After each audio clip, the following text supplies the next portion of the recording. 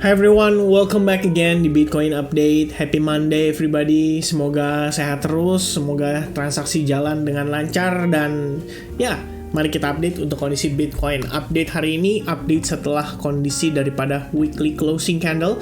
Jadi kita bakal cek dulu untuk weekly closing candle-nya. Tapi before kita masuk ke price action, saya pengen kasih reminder buat teman-teman sekalian bahwa pekan ini akan ada beberapa data penting untuk US. Yang pertama itu ada PPI, jadi ini Price Producer Index berhubungan dengan inflasi, itu di hari Rabu. Kemudian di hari Kamis itu ada CPI. Ini data yang paling ultimate ya, paling penting. Ya, jadi kita harus pantau ya gimana CPI ini nanti akan dirilis pada tanggal 13 Oktober hari Kamis jam sekitar setengah 8 malam. Terus sebenarnya ada FOMC meeting minutes, tapi ini bukan meeting ya, lebih ke report dari hasil meeting di September. Jadi ya itu bakal ngasih kita clue dan bakal ngasih informasi juga terkait dengan sentimen kedepannya seperti apa. Jadi seperti yang kita udah pernah bahas juga beberapa waktu lalu, tidak bijak untuk kita istilahnya memprediksi masa depan, karena kita nggak ada yang tahu nih masa depan akan seperti apa.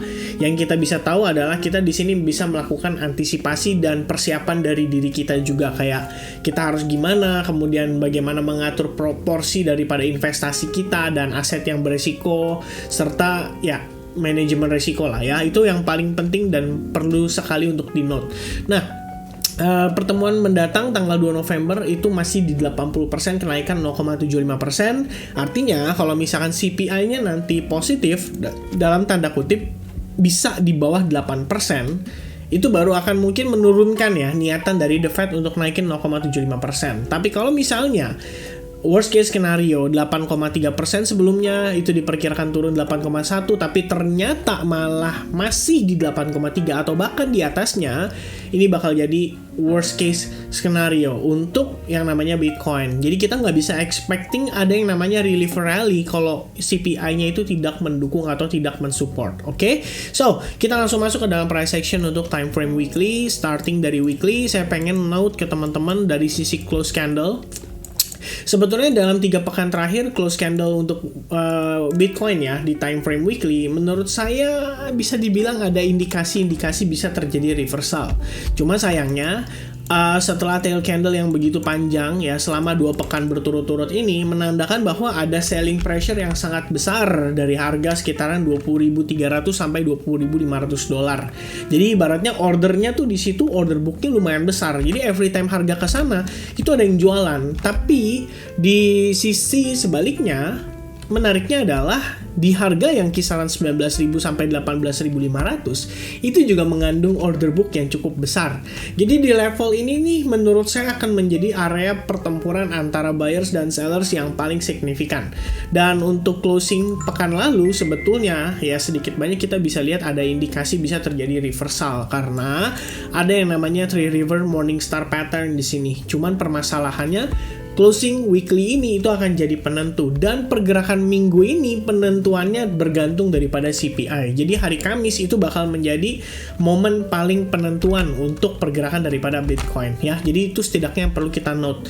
Nah, untuk daily time frame sendiri saya masih menggunakan skenario yang sebelumnya saya sudah bahas dari video-video yang lalu.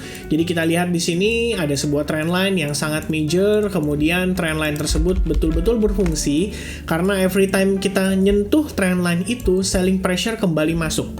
Nah, yang tadi saya sempat sampaikan, jadi di level bawah ini di kisaran harga 18.600 sampai kisaran 19.000 itu ada juga order beli yang numpuk istilahnya. Taunya dari mana? Pertama ya kita mungkin nggak perlu bukain order book setiap exchange satu persatu terus kita note atau kita coba cari tahu ya. Sebetulnya kelihatan aja dari volume yang begitu signifikan ini, itu artinya ada order yang nunggu ya, dan order transaksinya ini benar-benar tereksekusi sehingga market walaupun sideways itu sebetulnya ada isinya ya. Kita nggak tahu nih, pertanyaannya adalah whales-nya itu lagi numpukin order atau sebetulnya mereka jual secara berkala. Cuman kalau bagi saya nggak masuk di akal kalau mereka jualan di harga 19.500. Apalagi ini kita pakai logika dasar aja teman-teman ya. Kebayang nggak sih orang yang beli di kisaran 2020 or maybe ya kisaran tahun 2020 akhir lah ya, sebelum kita betul-betul masuk ke bull run.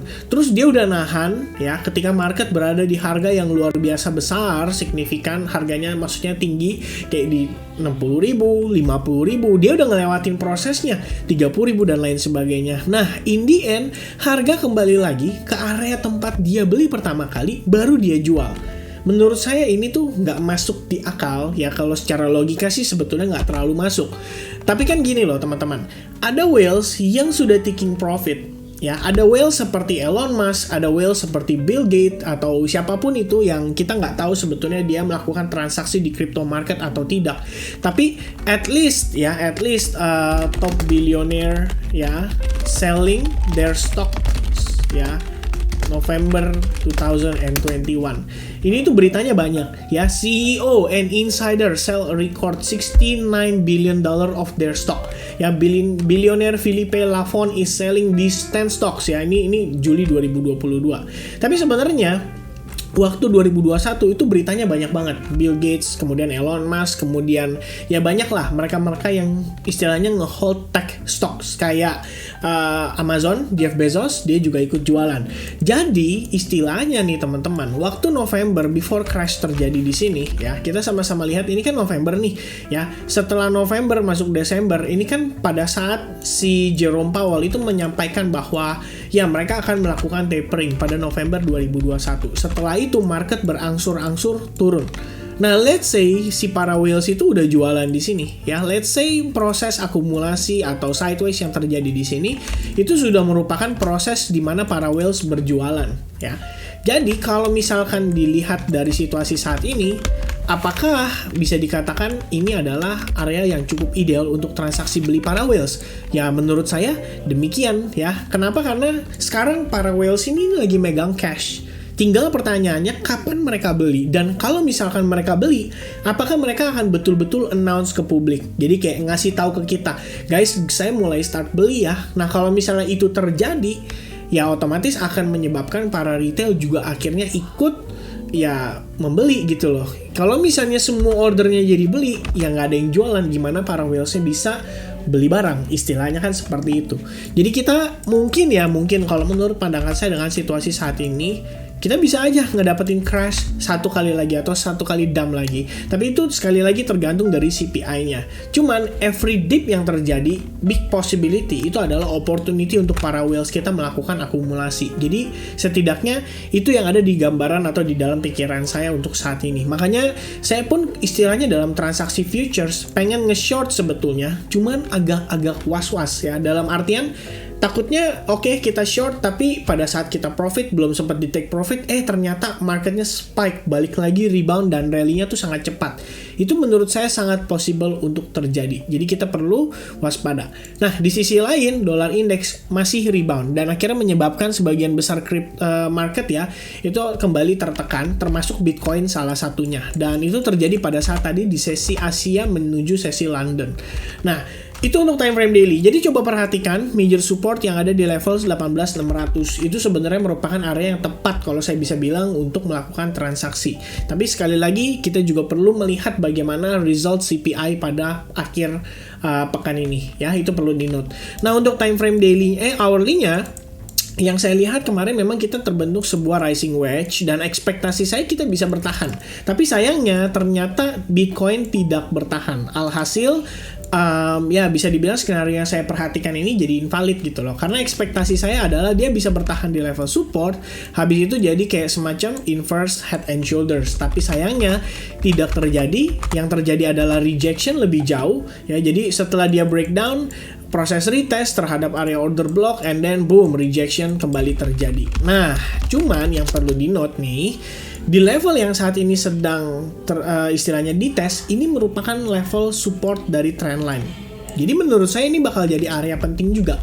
Kalau misalnya ini aja kita bisa pertahankan, maka ada possibility ya perlahan-lahan market akan start recovery ya. Jadi kayak istilahnya bertahan di atas level tersebut ya, the first spike itu bakal jadi indikasi pertama kita bahwa market betul-betul bertahan. Tapi tanpa adanya hal itu, ya waspada aja terhadap kemungkinan-kemungkinan seperti hanya membentuk pennant misalnya, atau misalkan cuman sekedar dia membentuk ya bearish flag pattern, or maybe kayak ya rising wedge pattern lagi, dan banyak banget ya possibility yang bisa terjadi saat ini. Nah, kebetulan hari ini baru opening, kita lihat dulu bagaimana market nanti di sesi New York. Mudah-mudahan ada reaksi dan mudah-mudahan bisa terrecovery. Saya rasa itu dulu untuk update yang bisa saya bagikan pada weekly update kali ini ya. Jadi yang perlu di note sekali lagi adalah di economic datanya.